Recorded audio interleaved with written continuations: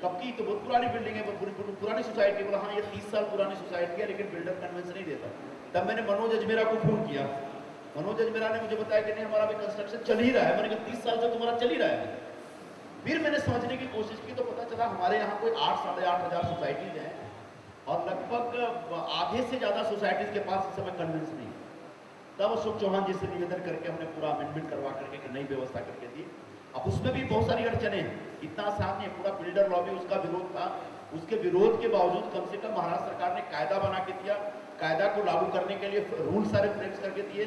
उसके बाद मैंने कहा कि अब ये डीम्ड कन्वेंस और सोसाइटी के अलग अलग इश्यूज के लिए इनको बार बार घटाला और बांद्रा जाना पड़ता है, तो हमको आप नॉर्थ मुंबई में कार्यालय दीजिए। तो डीडीआर का ऑफिस खुलवाया हमने कांदीवली में, और आज बहुत सारे हमारे जो इस इलाके की सोसाइटी वाले हैं उनको बांद्रा जाने की जरूरत नहीं पड़ती, बगल में उनका ऑफिस आ गया। मैं खुद पर्सनली सुपरवाइज करता हूँ कि डीम्ड कन्वेंस का काम कितना हुआ नहीं हुआ, क्योंकि इसके खिलाफ एक तरह का कैंपेन चलता रहा कि डीम्ड कन्वेंस नहीं होगा, नहीं होना चाहिए। एक तरफ बिल्डर लॉबी लगी हुई थी, दूसरी तरफ जो हमारे अपोजिशन के साथी वो भी लगे हुए थे कि नहीं ये सब बकवास है, ये फ्रॉड है, झूठ है। एक एक करके जवाब देते देते आज स्थिति यह है कि डीम्ड कन्वेंस लोगों को मिल रहा है, लेकिन उसमें भी अभी अड़चन है। शुरू करिए, एक बार आपका डॉक्यूमेंट मिल गया, मतलब ये जमीन का कन्वेंस आपके नाम पे हो गया, फिर उसका रजिस्ट्रेशन होना है। रजिस्ट्रेशन से पहले आपकी स्टैंप ड्यूटी होगी। बहुत सारे बिल्डिंग का केस निकल के आ रहा है कि पूरे बिल्डिंग में कुछ लोग ऐसे हैं जिनने पूरी स्टैंप ड्यूटी नहीं भरा, डिफॉल्टर है। तो अगर 100% स्टैंप ड्यूटी पे नहीं हुआ है तो रजिस्ट्रेशन नहीं होगा। फिर हमने बीच का रास्ता निकाला। सोसाइटी रजिस्ट्रेशन ऑफिस ने कहा कि हम बगैर 100% स्टैंप ड्यूटी पे किए नहीं कर सकते। तो हमने रास्ता निकाला कि भाई सोसाइटी वाले खुद अगर एक दो डिफॉल्टर है उनका पेमेंट करें, और वो जो डिफॉल्टर है उसके नाम पे बिल डाल दे, बाद में कभी उससे ले लीजिए आप, लेकिन फिलहाल दे दीजिए। ऐसा कुछ लोगों ने किया और उसके बाद उनका रजिस्ट्रेशन हो गया। रजिस्ट्रेशन होने के बाद इसका ये प्रॉपर्टी कार्ड पे आपका नाम आना चाहिए। अब प्रॉपर्टी कार्ड पे पहले से बिल्डर का नाम है, जैसे आपके योगी नगर में बिल्डर का नाम है। आप जैसे ही जाएंगे कि भाई हमारा नाम दो, आप सब कर लिया आपने, आपको डीम्ड कन्वेंस मिल जाएगा, उसका रजिस्ट्रेशन हो गया। तो प्रॉपर्टी कार्ड में जब नाम डालने जाएंगे तो अभी से एक सिस्टम ये है कि प्रॉपर्टी कार्ड में अगर किसी का नाम है और वहां पर कोई और अपना नाम डालना चाहता है, तो रूल ये है कि जिसका पहले नाम है उसको हियरिंग देंगे आप। तो अगर तो ये केस आने लगा हमारे यहाँ डीम्ड कन्वेंस में, हियरिंग किसको देंगे? जिसका जो बिल्डर का नाम पहले से है। अब बिल्डर कभी नहीं चाहता कि कन्वेंस हाथ से जाए। पहले कन्वेंस की व्यवस्था ये थी कि बिल्डर का एनओसी चाहिए तब सोसाइटी को कन्वेंस मिलेगा। डीम्ड कन्वेंस का पूरा अमेंडमेंट ही इसी बुनियाद पे है कि बिल्डर के एनओसी चाहिए ही नहीं।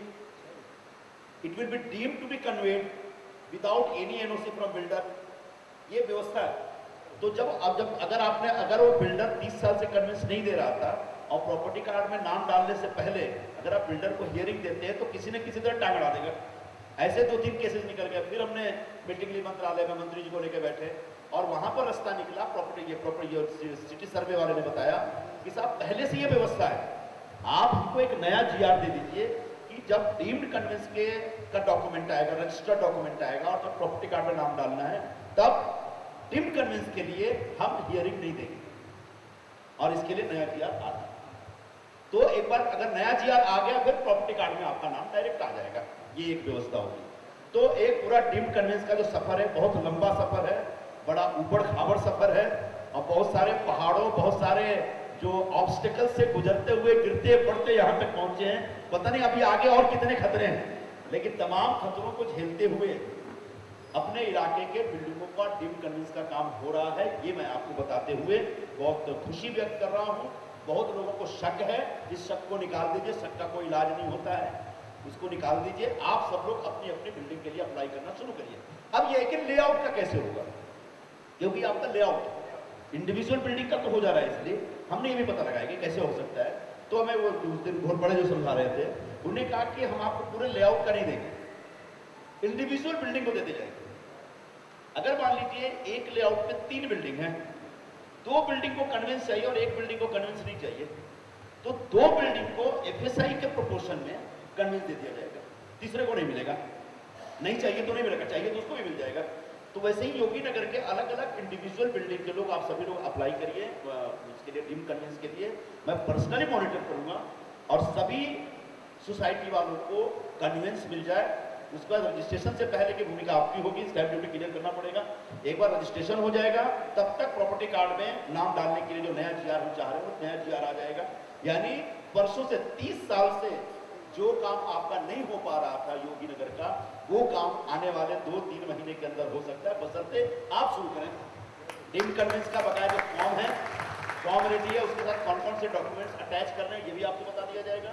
सारा कुछ हमारे, मैं तो रेगुलर टीम कन्वेंस पे वर्कशॉप करता हूँ, बहुत दिन से हमने नहीं किया, तो बहुत दिनों से मैं बोल रहा हूँ जॉर्ज साहब को कि एक बार बैठ के हम लोग अब इसके ऊपर एक नया वर्कशॉप करते हैं। आप चाहेंगे, आप सारे बिल्डिंग वालों को अगर इंटरेस्ट होगा तो यहीं पर मैं टीम कन्वेंस पे एक वर्कशॉप करूंगा, जिसमें जो टेक्निकली चीज़ों को जानते हैं, जो समझते हैं, ऐसे लोगों को बुलाऊंगा। ऐसे लोग आएंगे और टेक्निकली आपको और भी अच्छे ढंग से गाइड करेंगे, जितनी तरह के भी आपको एडवाइजर चाहिए। तो ये हुआ एक टीम कन्वेंस का विषय, जिसको बहुत ही कामयाबी के साथ धीरे धीरे गिरते पड़ते हम आगे बढ़ा रहे हैं। दूसरा विषय जो है पूरे उत्तर मुंबई में, वो है ओसी का विषय। अब 3 साल से लगे हुए हैं ओसी के बारे में। 2004 में या 2003 में एक बार ओसी के लिए एमएनएसटी स्कीम आई थी, तब भी मैंने बहुत जिद की थी। तब मैं अंधेरी के बहुत सारे सोसाइटी वालों को मिलते थे, तब हमने एक आग्रह किया। उस समय बीएमसी के पास शिवसेना की सत्ता थी, तो मैं जाकर मेयर से मिल करके बाकी सब लोग से मिलकर कहा एमएनएसटी स्कीम ला, तो हमने एमएनएसटी स्कीम दी थी। यहाँ उसके बाद से बंद हो गया, कुछ दिनों के लिए रहता फिर बंद हो गया। जब यहाँ आया तो मैं जब ऐसे बिल्डिंगों में मीटिंग करना शुरू किया तो लोगों को पता चला कि ओसी की प्रॉब्लम यहाँ भी है। फिर मैंने मुख्यमंत्री जी को और जयराज फाटक उस समय हुआ करते थे कमिश्नर को चिट्ठी लिखी, फिर से आप इंट्रोड्यूस करिए एमएनएसटी स्कीम। और आज मुझे आपको बताते हुए बड़ी खुशी हो रही है कि 2-3 साल की मेहनत के बाद अभी हफ्ते 2 हफ्ते पहले हमारे मुख्यमंत्री जी ने विधानसभा में अनाउंस किया कि फिर हम ओसी के लिए एक एमएनएसटी स्कीम ला रहे हैं। बहुत जल्दी आने वाला महीने 2 महीने में, तो जिन बिल्डिंगों के पास भी ओसी नहीं होगा उनको ओसी मिल जाएगा उस एमएनएसटी स्कीम। एमएनएसटी स्कीम का मतलब ये हुआ कि अगर मान लीजिए 25 लाख का वो है पेनल्टी, तो वो एक एमएनएसटी स्कीम में उसमें 25 लाख को कम कर देंगे, 10 लाख कर देंगे, 5 लाख कर देंगे, 12 लाख कर देंगे। वो इसका मतलब उसमें से जो एक इंटरेस्ट का जो कंपोनेंट है उसको निकाल देंगे। जो बेसिक है इंस्टॉलमेंट भी कर सकते हैं, इंस्टॉलमेंट निकाल। आमतौर पर क्या होता है 4-5 लाख के आसपास अगर आपका वो पेनल्टी है, तो उसको अगर आप 2 साल, 5 साल, 10 साल नहीं दे रहे तो 50 लाख हो गया। तो वो पेनल्टी वाली अमाउंट लेंगे और वो जो इंटरेस्ट पेमेंट है वो निकाल देंगे उसमें से। तो वो स्कीम आ रहा है, इसलिए हमने होर्डिंग डाल रखी है बताने के लिए। मैं चाह रहा हूँ कि जिनके पास भी नहीं हो हमारे कॉन्टेक्ट में है, ताकि जैसे स्कीम अनाउंस हो उनका काम शुरू करके दिया जाए। तो ये बिल्डिंग वालों के लिए ये सारा काम चला। मैं बहुत ज़्यादा बोर नहीं कर रहा हूँ, बोर नहीं करना चाह रहा हूँ, क्योंकि मुझे नहीं बोलना, मुझे आप लोगों को सुनना है।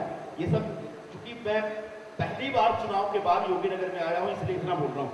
आमतौर पर खासदार आपलेदारी में मैं कम बोलता हूँ। एक मैं बहुत, मुझे इस बात की खुशी भी है और समझ में नहीं आता दुख भी है।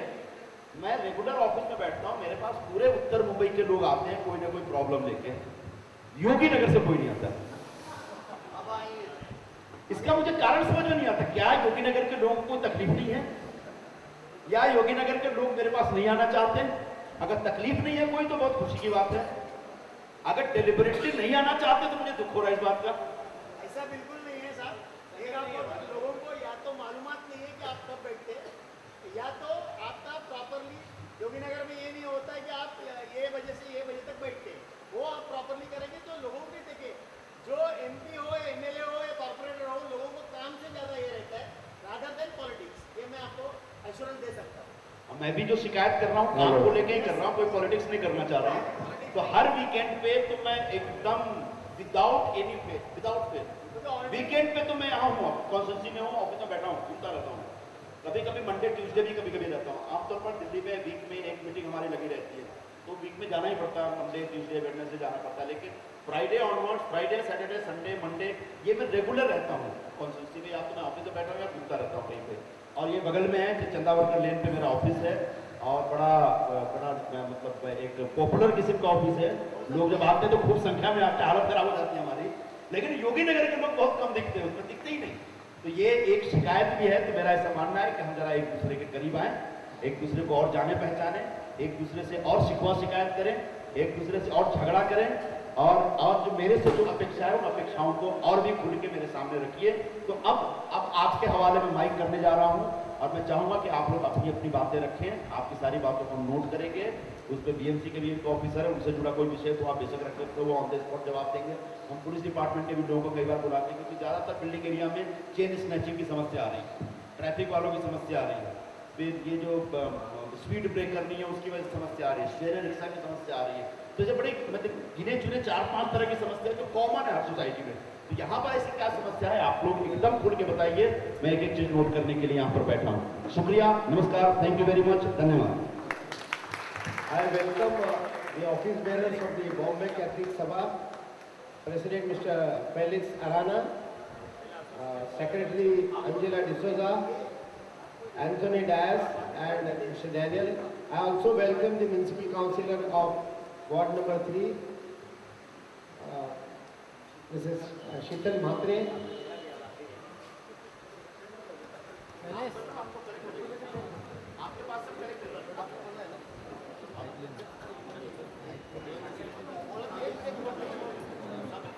ऑलरेडी हमारा लेटर दे चुके हैं, आपके भी लेटर होंगे तो दे देना पहले। मीनवाइल स्टडी करने के लिए टाइम मिलेगा और फिर आपकी जो समस्याएं हैं वो आप एक एक करके बताइए साहब को। बीएमसी के ऑफिसर्स यहाँ पे आए हुए हैं, वो आपके प्रॉब्लम सॉल्व करने में आपको मदद करेंगे। Thank you.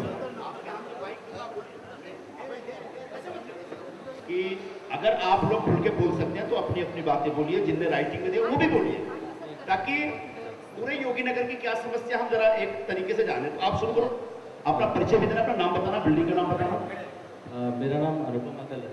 आराम से बैठे बैठे मेरा नाम अनुपम अकल है और मैं अजमेरा बस स्टैंड में रहता हूँ यहाँ पे। मेरा प्रॉब्लम एक्चुअली मेरे फ्लैट से रिलेटेड है। मैंने एक नया फ्लैट खरीदा यहाँ पे अजमेरा बस स्टैंड में, और उसके सामने बिल्डिंग है A33 योगी कुटीर के नाम से।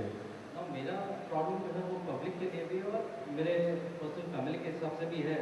मेरे जस्ट बिल्डिंग के सामने ना मोबाइल टावर है एक्चुअली।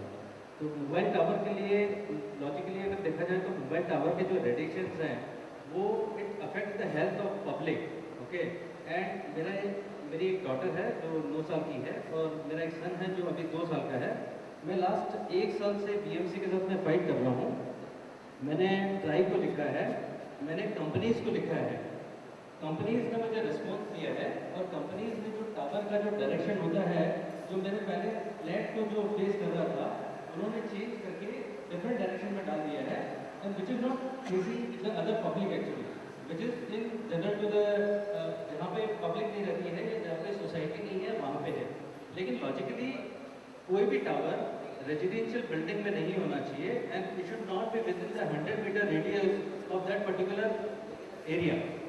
और ये एक सर लूप का है सर एक, और एक एयरसेल का है। मैंने दोनों कंपनी से फाइट किया है और दोनों कंपनी ने उन लोगों का टावर का जो डायरेक्शन है उन्होंने चेंज कर दिया है। प्रॉब्लम क्या है कि यस सर, ये आपकी बिल्डिंग का नाम अजमेरा प्रस्ताइन उनके सामने वाले बिल्डिंग में सर है, और मेरे सामने वाले बिल्डिंग में A33 में, इनके बिल्डिंग में नहीं है। A33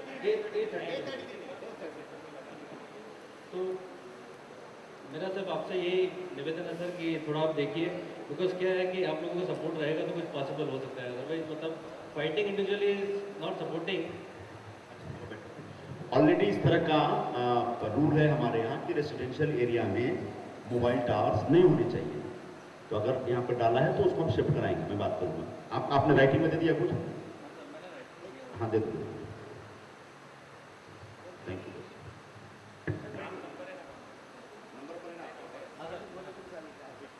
नमस्कार, सबको प्रणाम। मी शरदचंद्र लक्ष्मण बावस्कर, लक्ष्मीनारायण मंदिराच्या मागे स्वच्छता बिल्डिंगमध्ये राहतो। जेव्हा सरांच्या फंडातून ते ग्राउंडचं आणि लग्न मंडळाच्या मंडपाचं उद्घाटन करायला सुरुवात झाली तेव्हा आम्हालाही आनंद झाला। त्याच्यानंतर डॉन बॉस्कोला सिनियर सिटीजनसाठी आणि वयस्क वृद्ध लोकांसाठी बसायला जो टॉप केलेला आहे, आता अख्ख्या मुंबईमध्ये मी पहिल्या वेळेस बघितला। त्याच्याबद्दल तुमचं अभिनंदन। आणि मी सर्वांसाठी ह्या एरियातल्या ज्येष्ठ नागरिकांना ते आपल्याला विनंती करेल की आम्हाला इथे या पुतळ्यावर बांधून द्यावा। आहे जागा. लक्ष्मीनारायण